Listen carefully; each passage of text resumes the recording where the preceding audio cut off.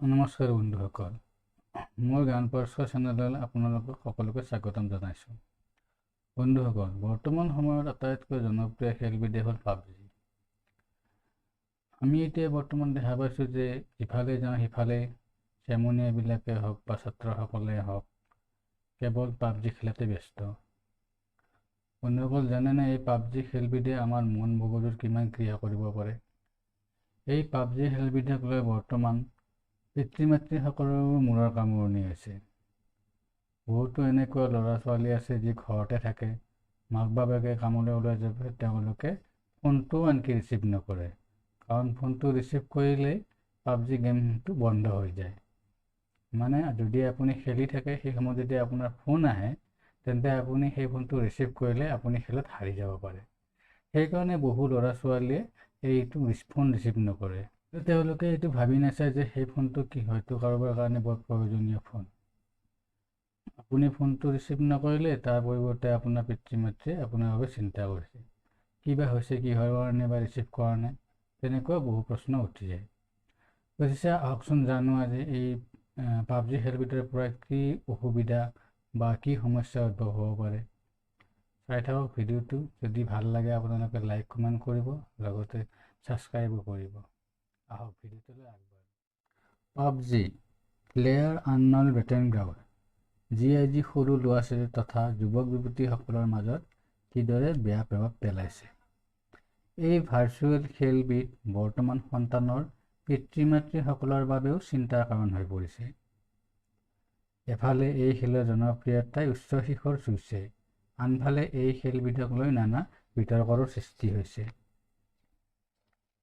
PUBG এটা multiplayer game, য'ত একেলগে বহু খেলুৱৈ অংশগ্ৰহণ কৰিব পাৰে, কিন্তু এই খেলবিধ খেলাৰ পিছত বহুতৰে স্বাস্থ্যৰ ক্ষতি হোৱা বুলি জানিব পৰা গৈছে। বহু যুৱকে দিন ৰাতি এক কৰি এই খেলবিধ খেলিবলৈ লৈছে। স্বাস্থ্য তথা সময়ৰ অভাৱৰ বাবে এই খেলবিধ নিৰ্মাণ কৰা কোম্পানীয়ে বৰ্তমান 6 ঘণ্টা সময় বান্ধি দিছে। এদিনত এজন খেলুৱৈয়ে 6 ঘণ্টাহে খেল খেলিব পাৰিব। এতিয়াৰ পৰা কোনো খেলুৱৈয়ে 6 ঘণ্টাতকৈ বেছি খেল খেলিব নোৱাৰিব, আৰু যদি কোনোবাই 6 ঘণ্টাতকৈ বেছি সময় খেল খেলে, তেন্তে তেওঁৰ ন'টিফিকেশ্যন আহি যাব আৰু খেল নিজে নিজে বন্ধ হৈ যাব। এইটো এটা কোম্পানীৰ ফালৰ পৰা ভাল পদক্ষেপ লোৱা হৈছে।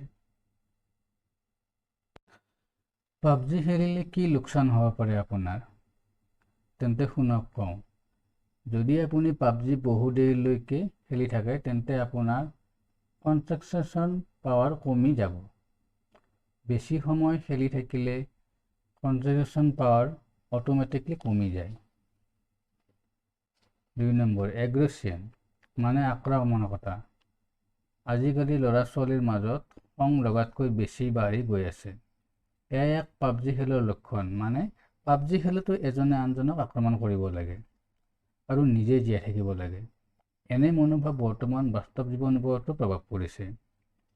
মানে তাতে যেনেকৈ বন্দুকেৰে এজনক গুলিয়াই মাৰিব লাগে, তেওঁৰ প্ৰতি যিটো জেদ ভাৱ বাঢ়ি গৈ থাকে, সেইটো আমাৰ বাস্তৱ জীৱনৰ ওপৰতো বৰ্তমান বাঢ়ি গৈ আছে। বাস্তৱতো তেনেকৈয়ে ভবা যায়, তেনেকুৱা এটা আৰু মাইণ্ড পাৱাৰ। আপুনি যদি দেৰিলৈকে পাবজি খেলে, তেন্তে আপোনাৰ মাইণ্ড পাৱাৰৰ ওপৰতো বেয়া প্ৰভাৱ পেলাব পাৰে আৰু আপোনাৰ মাইণ্ড পাৱাৰ লাহে লাহে কমি যাব পাৰে। আপোনাৰ মনত ৰখা শক্তি, স্মৃতি শক্তি এইবোৰ লোপ পাব। গতিকে পাবজি পাৰিলে দেৰিলৈকে নেখেলিব। তাৰ মাজত আৰু এটা আছে কি, টোপনি ক্ষতি। আজিকালি ল'ৰা ছোৱালীবিলাকে বহু ৰাতিলৈকে পাবজি খেলে। ইয়াৰ পৰা তেওঁলোকৰ টোপনিত বাঘাত জন্মে।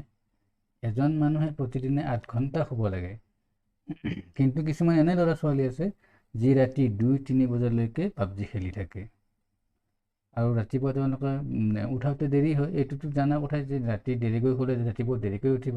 এয়া এক বেয়া লক্ষণ বা বেয়া অভ্যাস। গতিকে ৰাতি পাবজি খেলিব নালাগে।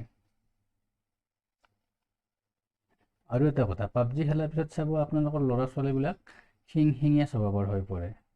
মনত ৰখা শক্তিও লাহে লাহে কমি যায়। গতিকে পাৰিলে পাবজি খেলাৰ পৰা আঁতৰিয়ে থাকক আৰু অভিভাৱকসকলেও এই ক্ষেত্ৰত ল'ৰা ছোৱালীৰ ওপৰত চকু দিয়াটো প্ৰয়োজন। আপোনাক আজিকালি ল'ৰা ছোৱালীবিলাক কেনেকুৱা, আপুনি যদি এবাৰ মাতে তেওঁলোকে নুশুনেই বা শুনিলেও মাত দিব নিবিচাৰে, কাৰণ খেলটোত তেওঁলোকে হাৰিব নিবিচাৰে।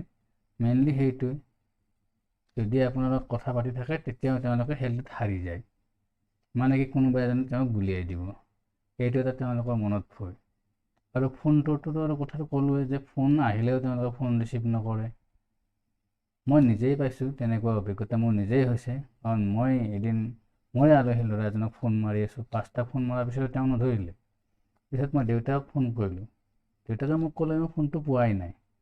তো মই সুধিলোঁ যে মই তেওঁক আপোনাৰ ল'ৰাটোক ফোন মাৰিছিলোঁ, তেতিয়া ক'লে সি চাগে পাবজিতে ব্যস্ত আছিল। ঠিক তেনেকুৱা কথা। গতিকে কিবা দৰকাৰী ফোন থাকিলেও মানে ৰিচিভ নকৰে, হয়তো কাৰোবাৰ বিপদৰ আগজাননীও হ'ব পাৰে সেই ফোনটো। গতিকে ৰাইজসকল সাৱধান হওক, আপোনালোকে পিতৃ মাতৃসকলেও অলপ চকু দিয়ক, যাতে পাবজি খেলৰ পৰা কোনো বিপদ আহিব নোৱাৰে। আজিলৈ মই এইখিনিয়ে ক'লোঁ। যদি ভাল লাগে লাইক কমেণ্ট কৰিব, লগতে চেনেলটি ছাবস্ক্ৰাইব কৰিব। ধন্যবাদ।